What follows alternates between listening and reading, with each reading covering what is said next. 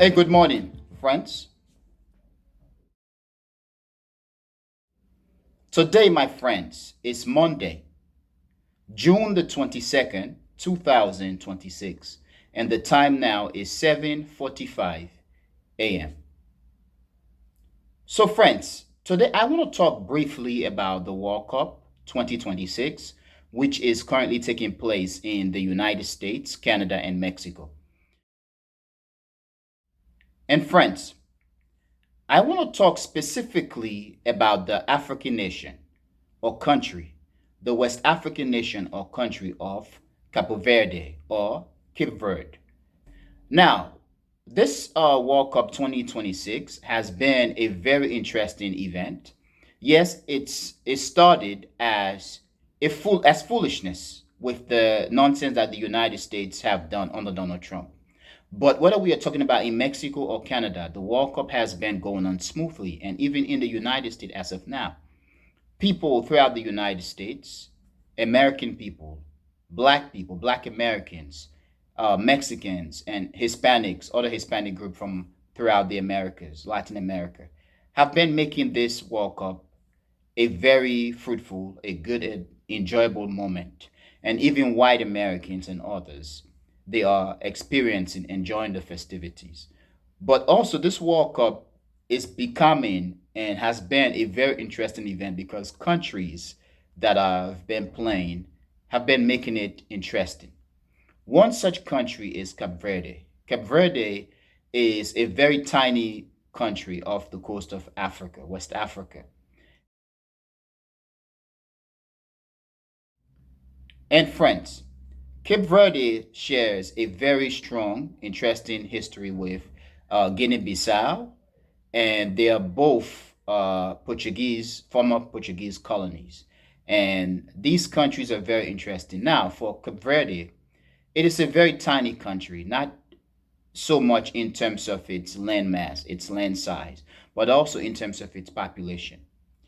So, friends, I often check on the sizes of countries, basically comparing and contrasting the landmass sizes of various countries around the world. So I might use my country, Liberia, as an example. I might compare and contrast the landmass size of Liberia to a state in the United States, let's say Virginia, which is about the same size, or North Carolina, which is about the same size. I often also will do that with countries. Let's say Liberia and the United Kingdom, or Liberia and England, Liberia and Germany, and so on, Liberia and Nigeria, and so on. But just yesterday, I basically compare and contrast the size between Liberia and Cape Verde. And it is said that Liberia is about 24 or 25 times larger than Cape Verde in terms of landmass. But also, Cape Verde is a very tiny country in terms of population. It is said that Cape Verde has a population of about 600,000 people, basically less than a million people. However, what is also interesting is that Cape Verde has a very sizable population, a diasporic population, compared to its domestic population, which is about 600,000 people. Cape Verde is said to have had about 200 and some odd thousand people in Portugal alone. And Cape Verde has population in Senegal, in Mozambique, in Brazil, and so on. But compared to its domestic population, Cape Verde has a diasporic population of over 200,000 people, which is also very significant. But whether you compare the domestic population and the diasporic population, or whether you add both, Cape Verde is still a tiny country in both population and landmass. But this country has been making Africa proud, very much proud. Cape Verde basically drew with Spain, a a giant, one of the countries that have been projected or basically that are being said to be one of the favorable country to win this World Cup 2026. Cape Verde drew with them.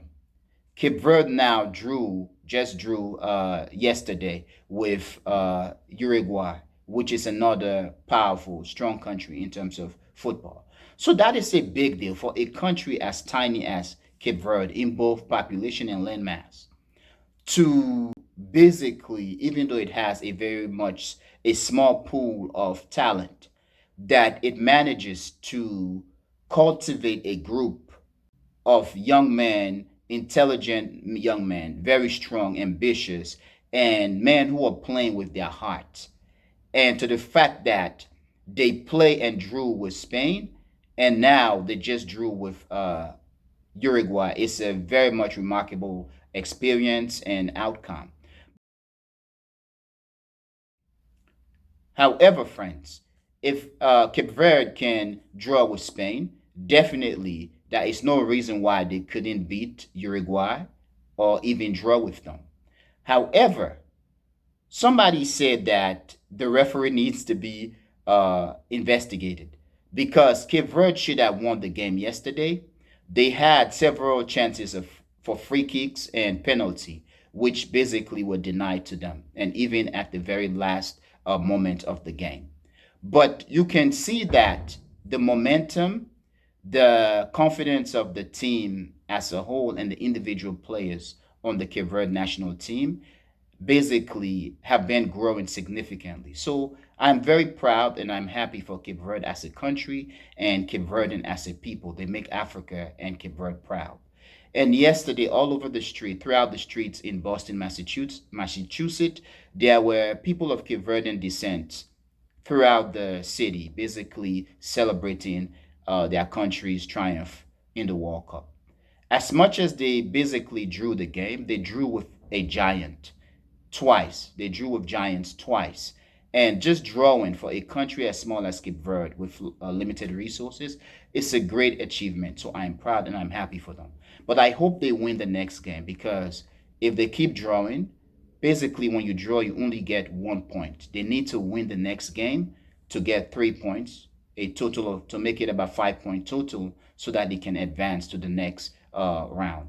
But if they can draw with two giants, I'm sure they can win the next game. Now, friends, Cape Verde have been making history since the beginning of the World Cup. During their first game, which they drew with Spain, their goalkeeper, who is a 40-year-old man, basically made the world proud of him. He shocked the world of the saves that he made. He made over 7 saves from the Spanish team. And the goalkeeper of Cape Verde, prior to the game with Spain, had about 50,000 or so followers on social media, on Instagram. Immediately after the game with Spain, which Cape Verde drew with Spain, his follower basically expanded, exploded. And as of now, it is said that he has about 8 million followers on social media, on Instagram. So that is remarkable. But one thing that is also interesting is his story basically draw light to the fact that Donald Trump's United States have been so racist towards or against Africans. We know that Donald Trump's have been restricting African migrants and Africans from coming to the World Cup in the United States. They have to display a bond or a savings of I think $25,000 if they can, if they do have it, just to be able to be considered for visa. So it is just nonsense. But during the first game with Spain, the Cape Verdean goalkeeper, his mother couldn't travel to the United States to watch her son play due to visa issues and financial issues. However, immediately after the game, during an interview, and he stressed that his mom couldn't be in the United States to watch him play. And a lot of strings were pulled, even the Cape Verdean government the mother migrated, traveled to the United States, and she watched her son play. And watching the game yesterday, during the game, you could see that his mother was so excited, jumping and celebrating each time Cape Verde scored during the game, and also the fact that Cape Verde drew during the game. And yes, the goalkeeper didn't do as good as he did during the first game with Spain, but you can see that the two goals that Uruguay scored against Cape Verde, basically, these goals were a result of defensive blunder. These goals were mostly the result of defensive blunder and not the fault of the goalkeeper. But Cape Verde did well. However, friends, the issue with the goalkeeper of Cape Verde and the fact that his mother was issued an emergency passport and emergency passport by the government of Cape Verde and emergency visa by the United States also highlight another disparity in terms of how the United States is treating Africa and African countries. However, friends, the issue regarding the goalkeeper of Cape Verde and the fact that his mother was denied entry in the United States previously due to visa and financial issue was a small issue compared to the fact that Donald Trump's United States turned back a Somalian referee who is the top referee of Africa, which in this case was disrespectful to Africa and to Somalia. However, friends, in terms of Cape Verde, I'm very happy that they drew and I hope that they win the next game.